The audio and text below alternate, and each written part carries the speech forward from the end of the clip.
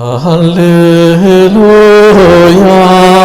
Alléluia, Alléluia,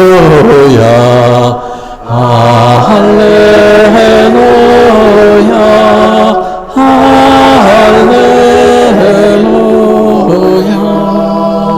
Gloire au Père et au Fils et au Saint-Esprit, au Dieu qui est, qui était et qui vient. Alléluia,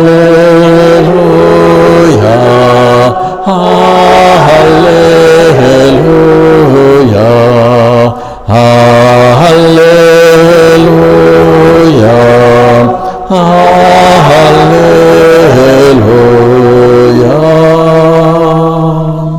Le Seigneur soit avec vous. Évangile de Jésus-Christ selon saint Jean. Dieu a tant aimé le monde qu'il a donné son Fils unique, afin que quiconque croit en lui ne se perde pas, mais obtienne la vie éternelle.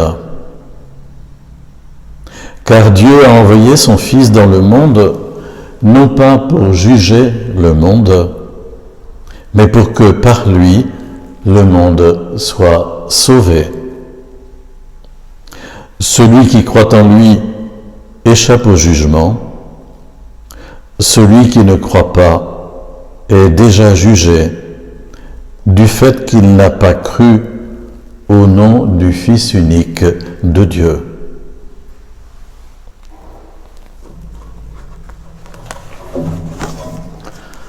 Acclamons la parole de Dieu.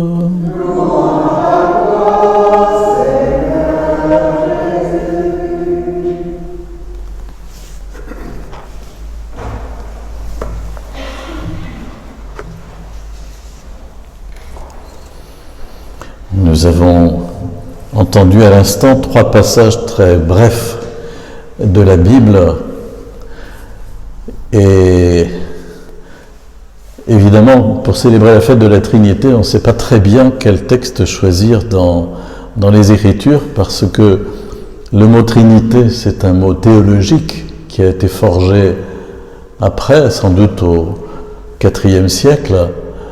Et dans les évangiles et dans la Bible, en général, il est question du Père d'abord, puis de Jésus, le Fils, ensuite de l'Esprit Saint.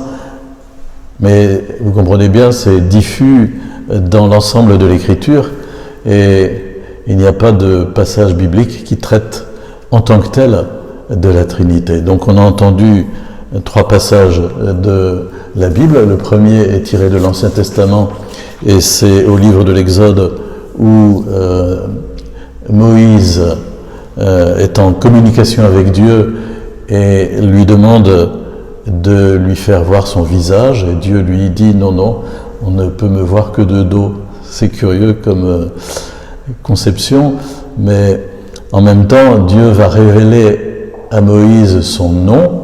C'est l'épisode du buisson ardent au chapitre 3.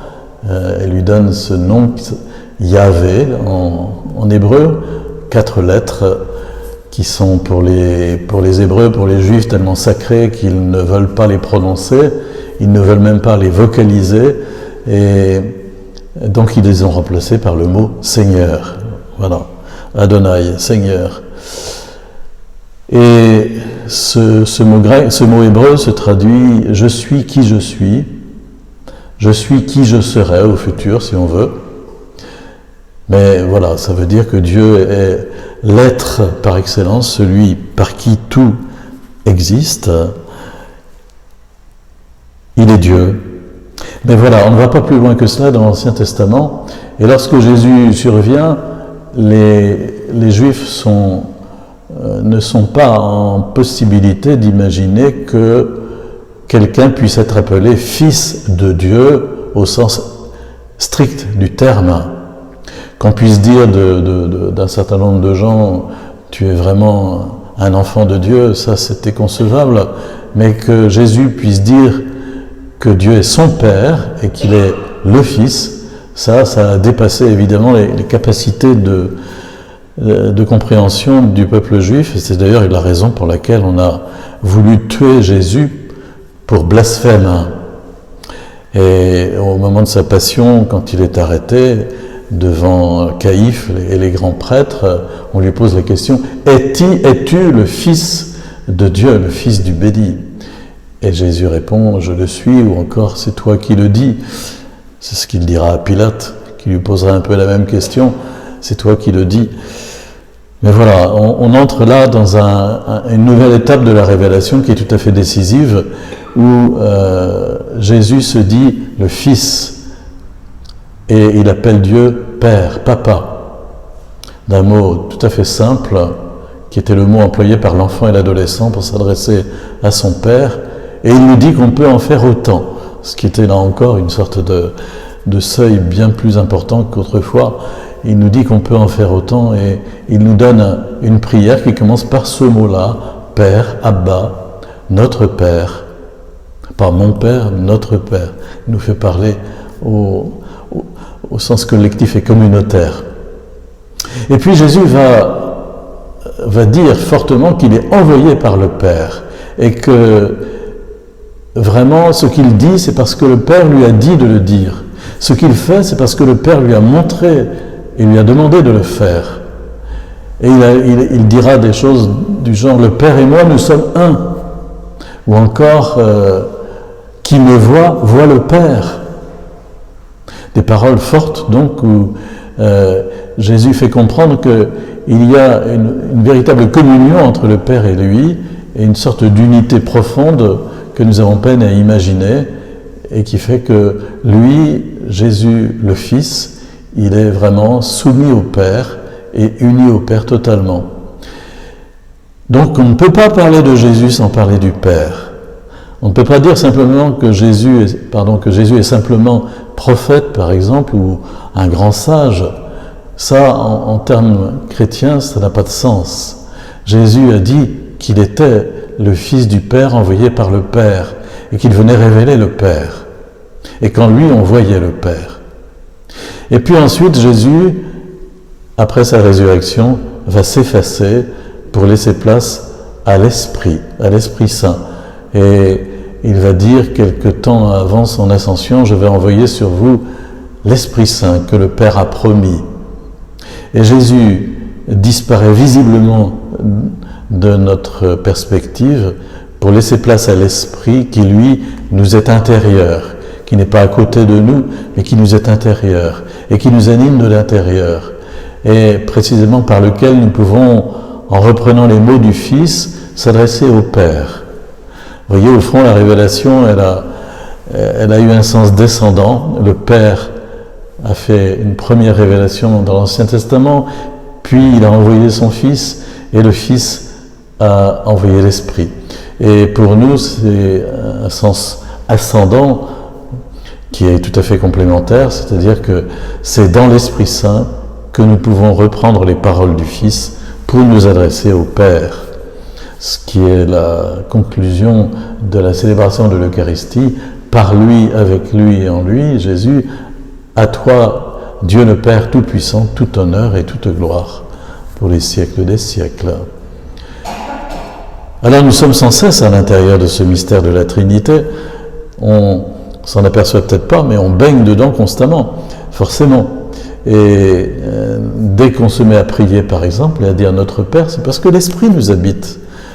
Et quand quelqu'un passe de l'athéisme à la foi, et à la foi chrétienne, c'est parce qu'il est vraiment quelque part poussé par l'Esprit Saint, même s'il n'a reçu aucun sacrement, l'Esprit Saint travaille son cœur déjà pour lui faire l'aider à se tourner vers Dieu comme vers un Père. Nous baignons ainsi à l'intérieur de cette révélation. C'est ce qui est notre richesse en tant que chrétiens. Et par rapport aux sagesses orientales, par exemple, qui sont très présentes tout de même sur le terrain dans notre société à travers les thérapies nouvelles et toutes sortes de choses qui nous sont proposées, les sagesses orientales, c'est tout à fait autre chose comme perspective. Et l'islam, ce n'est qu'un remake, si j'ose dire, et oserais-je ajouter de mauvais goût, de l'Ancien Testament. On sait que l'islam, dans ses origines au 7e siècle, reprend beaucoup d'hérésies, de courants hérétiques chrétiens, et ce qui vous explique que dans l'islam, on trouve, dans le Coran, on trouve beaucoup d'épisodes chrétiens, mais en même temps qui sont tordus, voilà. Ils ont gardé des traces très profondes et de l'Ancien Testament et d'Évangile, mais en même temps c'est très particulier. Mais en tout cas, pour eux, c'est clair qu'il y a un seul Dieu, mais il n'y a pas trois personnes. Et ils condamnent ce qu'ils appellent l'association, c'est-à-dire dire que Dieu a un fils et qu'il y a l'esprit, enfin, il y a un seul Dieu. Mais c'est une régression pour nous chrétiens, parce que la foi chrétienne est au contraire un déploiement qui va dans le sens de la connaissance d'un Dieu unique en trois personnes, dont la troisième, l'Esprit Saint, est aussi une personne, même si ça nous semble bizarre. Elle nous habite de l'intérieur, elle est invisible, insaisissable, mais elle est le fruit de l'union du Père et du Fils. Car lorsque le Père fait exister son Fils de toute éternité, il se donne totalement et il pose face à lui son propre Fils. Et lorsque le Fils aime son Père et il se redonne au Père totalement, et cet échange d'amour est une troisième personne qui est le Saint-Esprit. Alors voilà, on atteint là des difficultés de compréhension avec nos neurones qui, comme chacun sait, sont très limités. Imaginez que lorsque j'étais séminariste, la première homélie qu'on m'a poussé à faire, c'était une homélie sur la Trinité. Je me suis arraché les cheveux, j'en ai gardé des traces d'ailleurs, et c'est évidemment très difficile, n'est-ce pas, vous commencez par ça. Qu'est-ce qu'on va pouvoir dire? Mais il faut essayer de rester simple et de voir que nous en vivons au jour le jour, et c'est une grande bénédiction que cette révélation qui nous est faite.